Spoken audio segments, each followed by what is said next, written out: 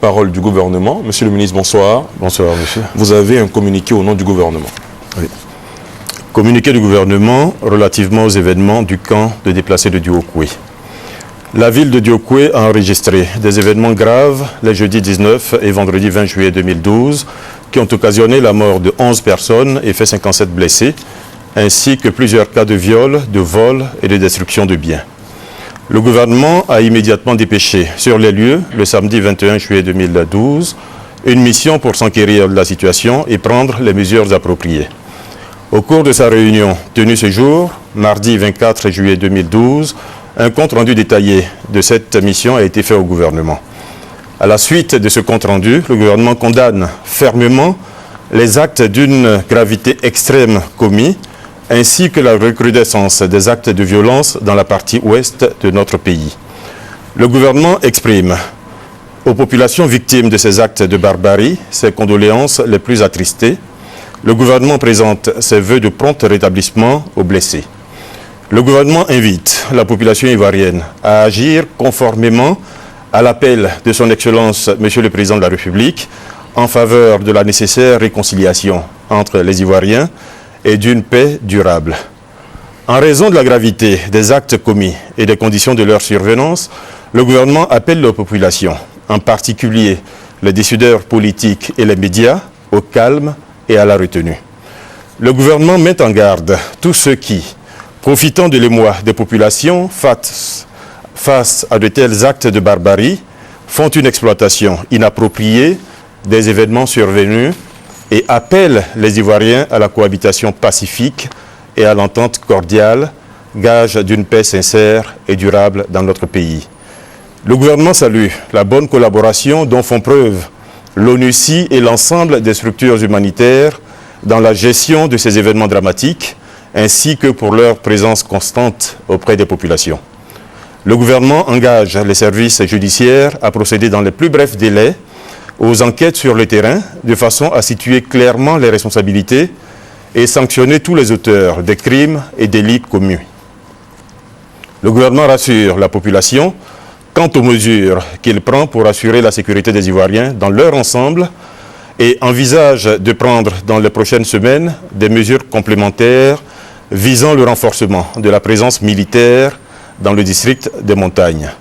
Enfin, le gouvernement a décidé d'envoyer dans les prochains jours plusieurs délégations ministérielles dans l'ouest du pays en vue de s'informer plus amplement de la situation sécuritaire et humanitaire dans cette région, d'apporter aux populations meurtries sa compassion et son soutien, d'informer les populations des nouvelles dispositions prises en vue du renforcement de la sécurité dans la région, d'aider à la réinstallation des populations déplacées dans leur village d'origine et de mettre sur pied des cellules de veille et d'écoute pour éviter à l'avenir la répétition de tels faits.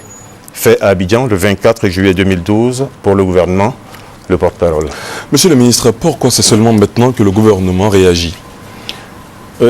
Parce qu'il s'agit, comme vous pouvez le voir, de questions extrêmement sensibles. Sur lesquelles il ne faut pas se précipiter. Donc le gouvernement a pris le temps d'envoyer une délégation sur place qui est allée constater les faits, questionner les personnes concernées.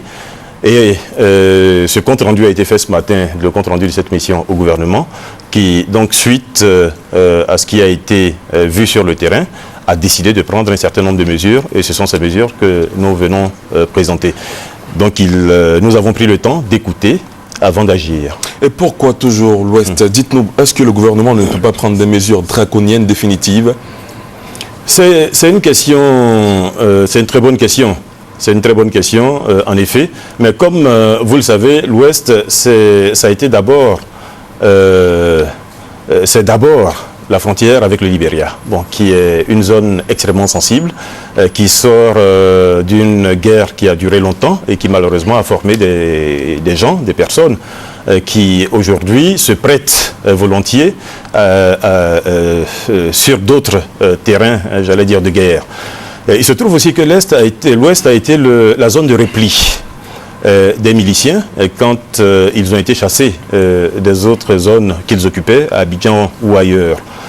Et puis, nous pensons probablement aussi que cette situation dure parce que certaines personnes ont intérêt à instrumentaliser les jeunes en particulier de cette zone-là.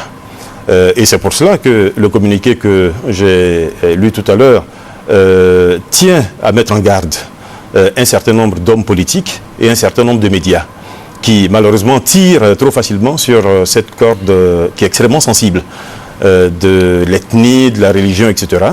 Ce sont des questions difficiles, ce sont des questions sensibles. Il faut savoir en parler avec la population. Et notre objectif en venant ce soir, c'est de passer ce message, en particulier aux jeunes, en leur disant que le processus électoral, il a pris fin depuis novembre 2010. Nous sommes aujourd'hui dans un processus sans marche arrière. Et tout simplement parce que ce qui a été fait l'a été sous la supervision de ce que nous pouvons considérer comme la voûte du monde aujourd'hui, l'ONU. Si il y avait à remettre en cause cette situation, qui d'autre appelé pour arbitrer nos palabres? Voyez, donc nous sommes face à une situation où il faut que tous les Ivoiriens fassent preuve de responsabilité. Nous sommes face au destin de notre pays. Il ne faut pas que certaines personnes, par rapport à des calculs politiciens, agitent les jeunes et tirent sur certaines fibres qui sont sensibles. Monsieur le ministre, on vous a bien compris. Pour terminer, concrètement, qu'est-ce que le gouvernement fera dans les prochaines semaines? Le gouvernement a décidé immédiatement d'envoyer d'autres délégations, en plus de celle qui est allée faire l'état des lieux, donc d'autres délégations qui vont cette fois compatir avec la population et surtout qui vont apporter de l'aide aux populations, permettant à celles qui veulent retourner chez elles de le faire avec un minimum de moyens.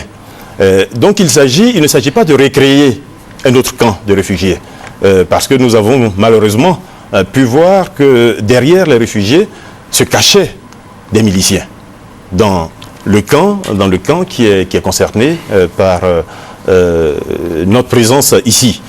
Donc il ne faut pas recréer d'autres camps. Il faut aider les populations et c'est ce que le gouvernement a décidé de faire, à retourner chez elles et dans des conditions de sécurité. Et pour mettre en œuvre ces conditions de sécurité, le gouvernement a décidé immédiatement de renforcer les contingents à l'ouest.